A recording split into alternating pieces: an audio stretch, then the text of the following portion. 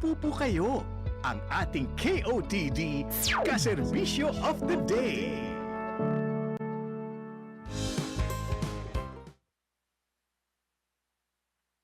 Kasama po natin sa Kaserbisyo of the Day, walang iba kundi ang Assistant Secretary for Planning ng DSUD, Department of Human Settlements and Urban Planning. Walang iba po kundi si Miss Asik Maylene Rivera. Magandang umaga po sa inyo, ma'am. Magandang umaga, Miss Nina and Migs.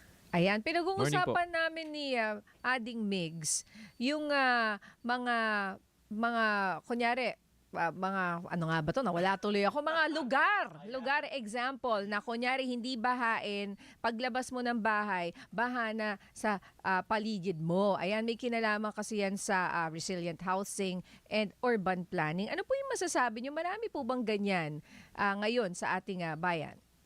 Talagang yung nararanasan natin talagang baha ngayon, hindi lang ito problema ng engineering eh. Ito ay problema ng planning, no? Particularly land use and urban development. No, maraming mga natayo na hindi dapat itayo sa lugar na yon, no. Nakikita natin, I think in the recent news marami na nagre-report na mayroong mga yung ating mga ilog, yung mga daan ng tubig, mga floodway, estero, kanal, andyan yan para daanan ng natural na daluyan ng tubig. Pag hinarangan mo itong mga natural na daluyan ng tubig, saan pupunta ang tubig? Pupunta yan sa mga lugar na dating hindi naman binabaha, di ba?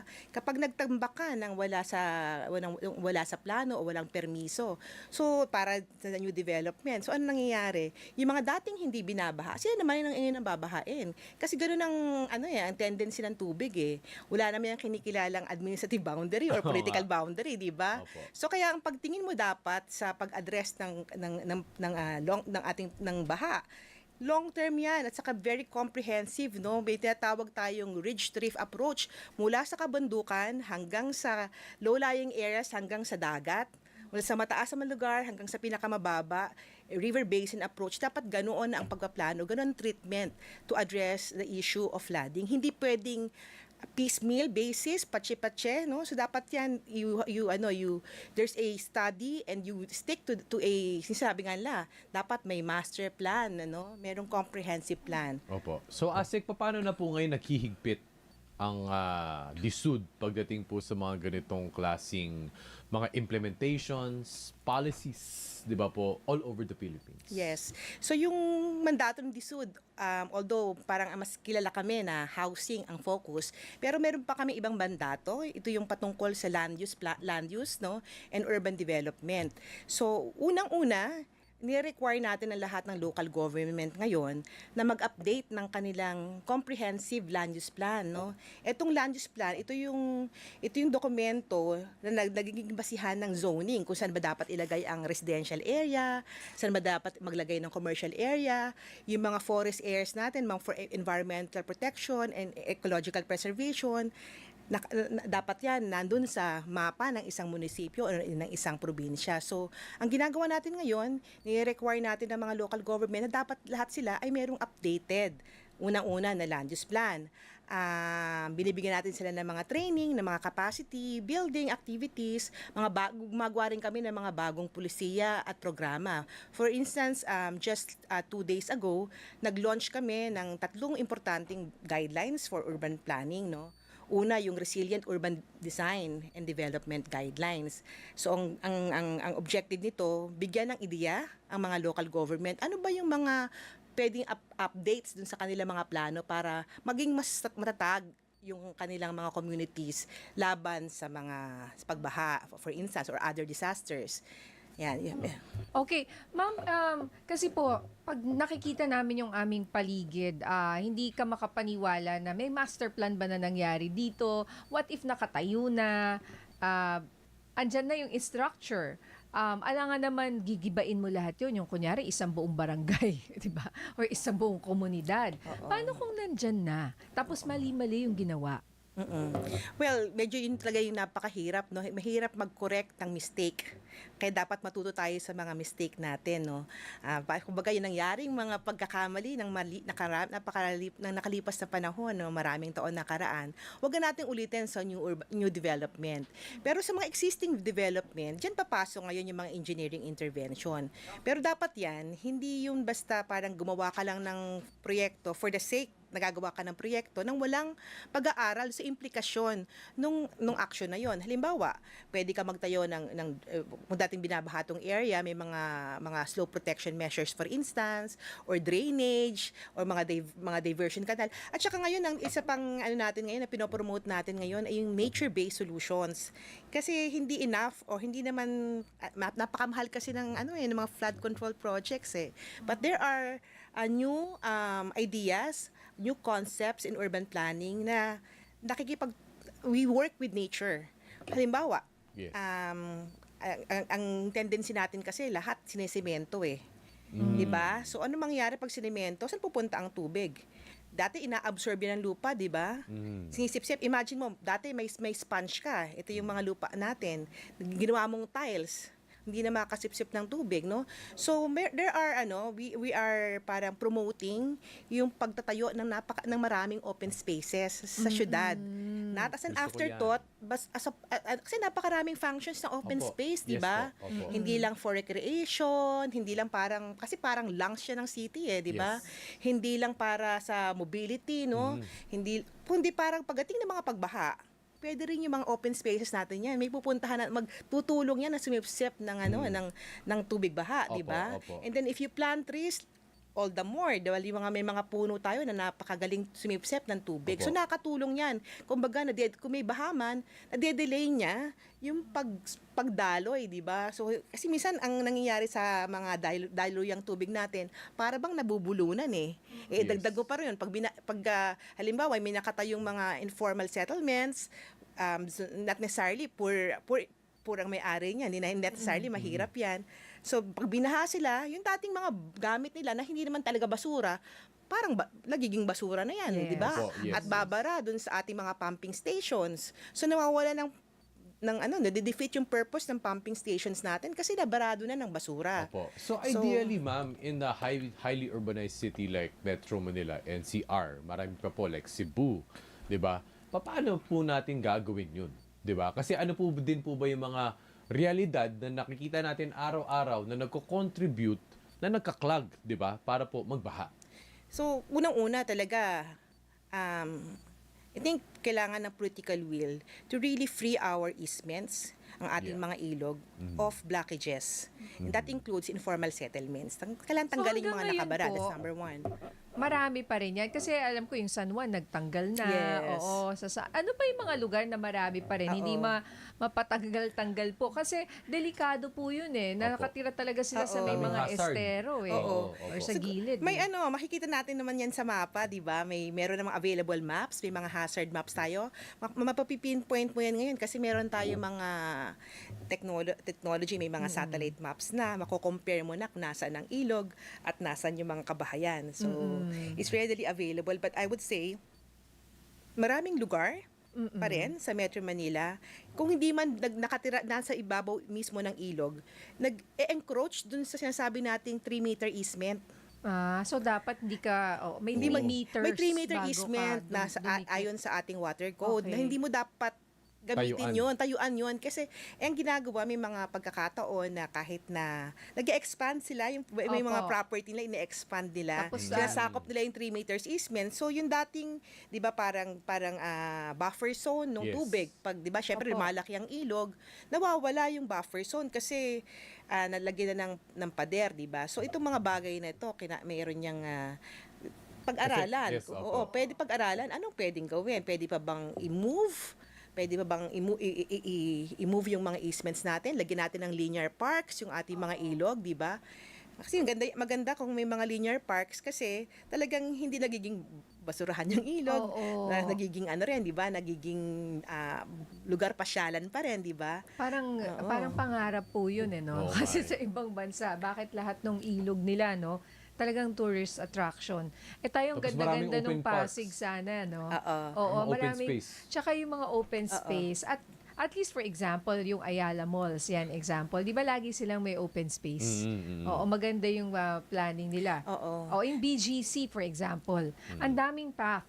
Kaso ang problema naman sa BGC, ang hirap pumasok at lumabas. Parang traffic, ano? O, ibang Yes, ano yun. yes. Pero Pero, alam ko, di binabaha yun eh. pero hindi sila binabaha Oo. kasi meron silang ano, 'di ba? Yung underground Underground, nila. cistern. Ano bang tawag Yes. yun? Underground Cistern. cistern. Oo. Oo. Kaya ba bang gawin yung ganon sa ibang lugar? Yes. Like plano nilang gawin yan sa may UST raw eh. I think Oo. meron namang magandang plano ang DPWH, merong talagang comprehensive master plan for that. Alam mo, ang isa pang dapat pagtingin natin, hindi lang flood control kundi a comprehensive integrated water management system. Kasi ang problema natin kapag tag-ulan, baha. Pero pag dating naman ng summer, problema naman wala tayong tubig, di ba? So imagine if we're able to, to contain that water, gamitin natin for irrigation, gamitin natin for other purpose, For recycle that energy. water, for energy. I'm sure Actually, sinabi na yan ng presidente noong pa sa mga SONA niya, di ba? Na yung tubig ulan ay gagamitin natin. Meron naman po tayong mga dam, so kulang. Kulang yung ating mga dam. Kasi yung mga dam nga natin ngayon, ginagamit na rin nga for irrigation Correct, and correct. all that. Ano? Pero kumbaga, ang sinasabi niyo po, kulang ba? Kasi Marami sino pang magka-catch oo. nung mga sobrang daming Oo. tubig ulan? Oo. Marami pa talagang kinakailangang gawin, no? Opo. As I've said, parang it's a combination of gray infrastructure and green infrastructure. Pag sinabi natin na gray infrastructure, ito yung the usual flood control projects natin, yung mga pumping stations na yan, yung mga ginagawa ng DPWH na infrastructure. Pero pwede rin nga yung yung mga green infrastructure, halimbawa nga yung pagpapalawak at pagpapanumbalik ng ating mga natural nadaluyan ng tubig. O pwede rin tayo yung mga parks, even yung mga design ng mga bahay. Maganda rin na mayroong mga green roof, no? We're promoting also the use of green roofs. Mahal Pwede ba rin- yun? Green roof? Anong green roof? Pag sinabing Hindi green siya roofs, literal na green. Hindi ha? literal na Oo. green. Meron may mga plants. Pwede magtanim ng mga pag magtanim ng mga halaman Yes. or mga Mga vegetables. buildings, ma'am. Oo. Ganun, Marami na mga green buildings. Mga green oo. buildings. Yes, Nung yes. pandemic na uso yan, di ba? May mga Oo. plantita, Oo. plantito. Ikaw, di ba? Oo, Plantito pero ka ba? nawala din yung interest. Dahil naging busy ka nga eh. Oo. Oo. Pero ang ganda nga yung meron Oo. kang taniman sa iyong lugar. Oo. Kung may space. I Correct. mean, usually po walang space eh. Kaya nga sa bubong na lang, sa bubong Oo, o dun vertical. sa Sa may bintana. vertical gardening. Pwede rin actually yung isa kung personal na bahay mo. Opo. Pwede mong i-design yung parang meron kang rainwater collection system mula sa bubong, sa alulod. Pwede mong ipunan yung tubig, 'di ba? Pwede mong gamitin 'yon para sa paglilinis, paglalaba, pagdidilig, 'di ba? So- Talaga? Parang ang ganda nun ha? So, Yung, ma'am, oo. Oo. Hindi, pag nagpagawa ka ng bahay, Migs. Wow, in the Oo. future. Pero ma'am, May siguro water sa system. pinag-uusapan natin, ma'am, no, siguro baka ang tanong din ng mga nakikinig, paano natin to ma-attain? How attainable itong big plan na ito? Oo. Talagang medyo mahirap talaga pag mga built-up areas na. Honestly, kasi Andyan na ayaw eh. nating Andyan ayaw nating bigyan ng pero pwede. Medyo Opo. matagal-tagal lang, pero pwede, no? So, may kinangailangan ng malaking investments. Pero, ngayon, meron kaming, talking about the green open space Opo. development, meron kaming guideline na nilabas kung saan nire-require namin ng local government na ma-inventory yung kanilang mga areas yung mga open space nila na pwede nating i-develop, no?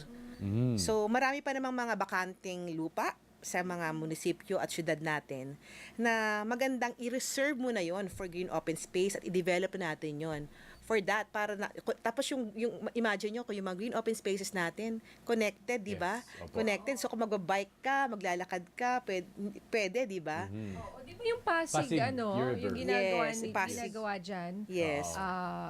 Sabi 20 kilometers, ilan ho ba? Yes, 25 kilometers, 25. Pasig River Urban Development, yes. Oo, na hanggang saan ho ba ulito? From, From Laguna Bay hanggang Dito sa Manila. Oo, yung Pasig dyan. So, hindi pa tapos, ano?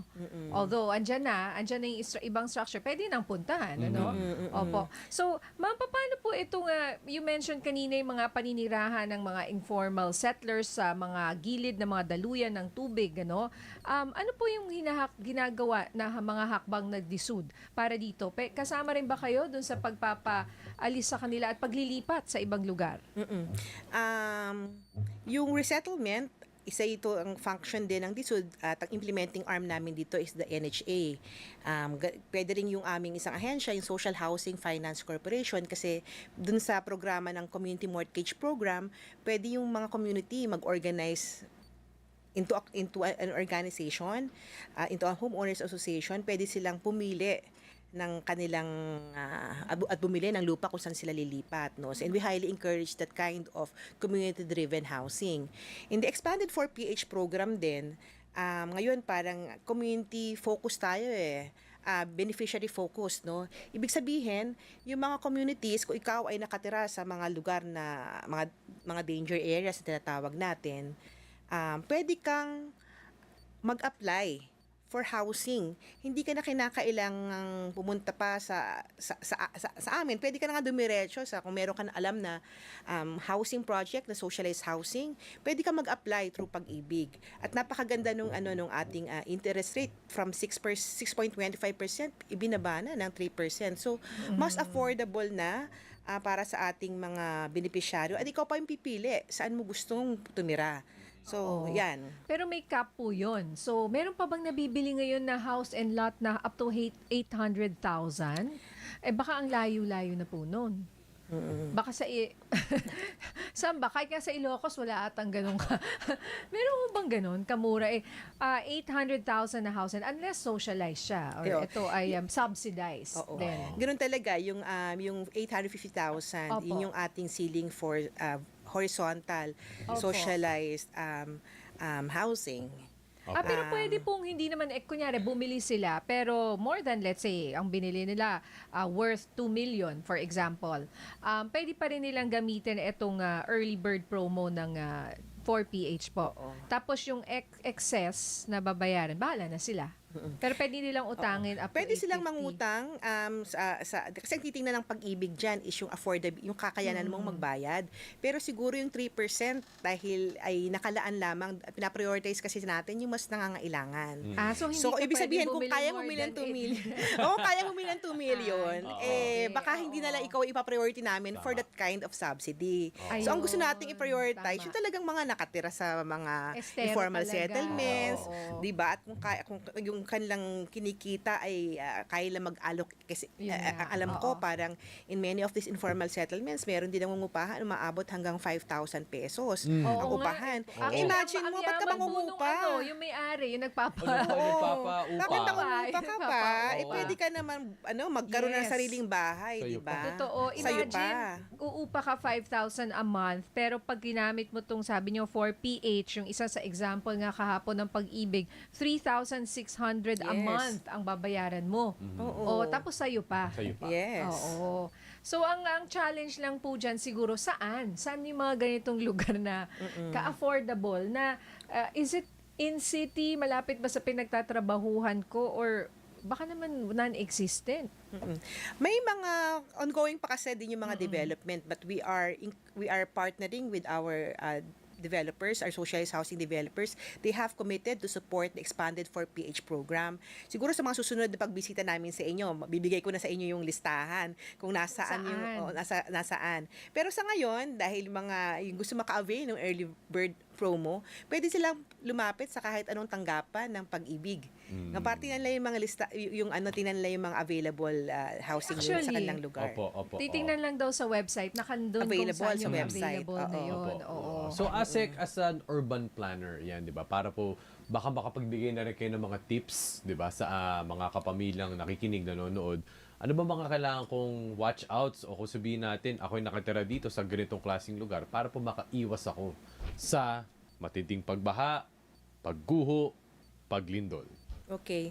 So, alam nyo, parang dalawang dapat mong tingnan, no? Nung magtatayo ka ng bahay. Location and design. So tingnan mo, ngayon meron naman tayong makikita mo na yan sa mapa available online, no, sa pwede mong i-type yung location ng bahay. Malalaman mo anong hazard ang nakakaapekto dun sa lugar na yon. Yung ano is georisk.ph, no.